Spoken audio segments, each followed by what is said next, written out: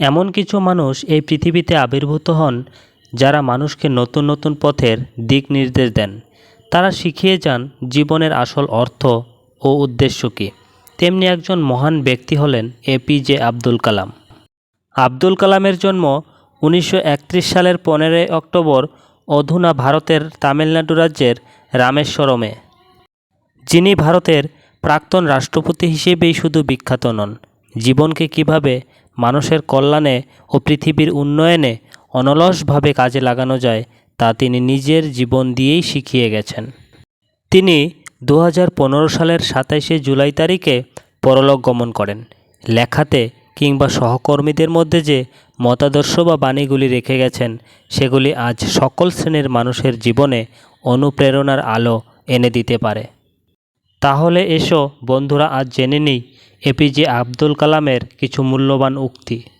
স্বপ্ন সেটা নয় যেটা তুমি ঘুমিয়ে ঘুমিয়ে দেখো, স্বপ্ন হলো সেটাই যা পূরণের অদম্য ইচ্ছা তোমায় ঘুমোতে দেবে না। জীবনে কঠিন সব বাধা আসে তোমায় ধ্বংস করতে নয়, বরং তোমার ভিতরের লুকোনো শক্তিকে অনুধাবন করাতে। বাধাসমূহকে দেখাও যে তুমিও কম কঠিন নও। যদি তুমি সূর্যের মতো উজ্জ্বল হতে চাও তাহলে আগে সূর্যের মতো পুড়তে শেখো। যে মানুষগুলো তোমাকে বলে তুমি পারো না বা তুমি পারবেই না, তারাই সম্ভবত সেই লোক যারা ভয় পায় এটা ভেবে যে তুমি পারবে। মানুষের জীবনে প্রতিবন্ধকতা থাকা দরকার, বাধা না থাকলে সফলতা উপভোগ করা যায় না।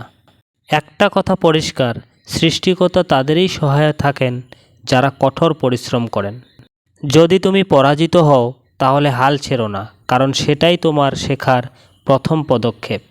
প্রথম সাফল্যের পর বসে থেকো না, কারণ দ্বিতীয়বার যখন তুমি ব্যর্থ হবে তখন অনেকেই বলবে প্রথমটিতে শুধু ভাগ্যের জোরে সফল হয়েছিলে।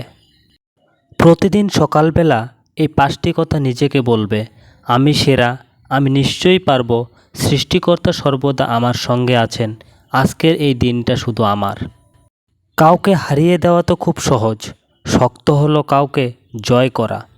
আমাদের সবার দক্ষতা সমান নয় ঠিকই, তবে আমাদের সবার কাছেই সেই দক্ষতাকে আরও বাড়ানোর সমান সুযোগ রয়েছে। ওপরে ওঠার জন্য শক্তি দরকার, সেটা মাউন্ট এভারেস্টই হোক বা আপনার পেশায়। আকাশের দিকে তাকাও, আমরা একা নই, সমগ্র ব্রহ্মাণ্ড আমাদের প্রতি বন্ধুসুলভ। এবং যারা স্বপ্ন দেখে এবং পরিশ্রম করে তাকে তার প্রতিদান দেওয়ার জন্য ষড়যন্ত্র করে চলে এই বিশ্ব। আপনাকে স্বপ্ন দেখে যেতে হবে, স্বপ্ন সত্যি হওয়ার আগে পর্যন্ত।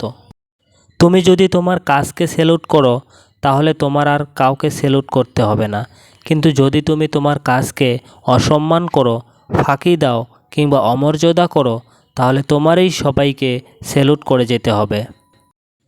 তরুণ প্রজন্মের কাছে আমার বার্তা হলো, তাদের ভিন্নভাবে চিন্তা করার সাহস রাখতে হবে, মনের ভেতর আবিষ্কারের তাড়না রাখতে হবে, নিজের সমস্যা নিজে মেটাবার মানসিকতা থাকতে হবে।